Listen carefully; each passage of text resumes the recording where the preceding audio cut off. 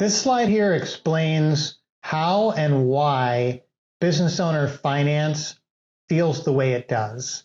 So this first image here, these are, if you remember those hurdles, so this is somebody who's not over the second hurdle. They're still trying to make enough money to pay their bills. And so all the money that they make goes to all these things: housing, food, insurance, transportation, entertainment, education, taxes, and it's just all gone. Nothing left.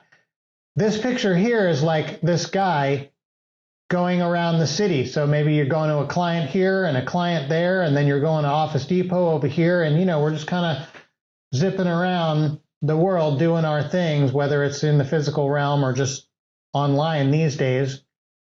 But when you get to this higher earner, when you start having enough money coming in where after all those things are being paid, there's still kind of this extra money floating around. You can think if you were profiting $150,000 a year, that's probably more than you need to live. For most people, that's more than you need to live for a year, even with a family. And so at some point you make enough money that there's enough left. And when you have extra money, you can use that money to do things like invest in better services for your business. You can hire more people. Let's say you're the only salesperson and you're not making much money. And at some point you start making enough that you can hire a second salesperson. You can see how incrementally those sales are going to go up. So the goal is to increase.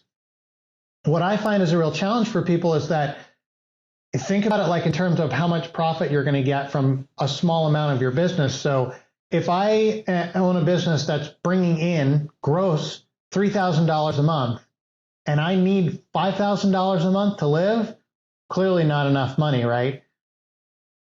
Mostly you're going to have a business that makes you about 30% profit. That's pretty average for a business that's doing well. Now, some businesses, maybe if you're a self-employed solo painter and you don't have insurance even, let's say, maybe you just buy your paint and then you paint a house and that's it. Maybe you're making 70% profit. But if you start hiring people and you're including payroll taxes in there and insurance, and you really start trying to make a real business out of it, when that happens, you're going to be closer to that 30 to 40% mark if you're doing well. Some businesses are in 10 to 15% range.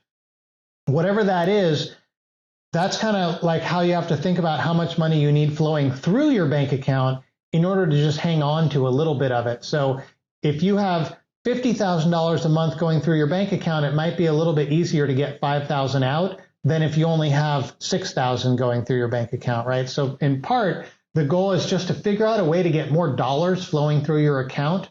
And by process of doing that, you'll just find that there's more money available for you. One example of that is a sweep account.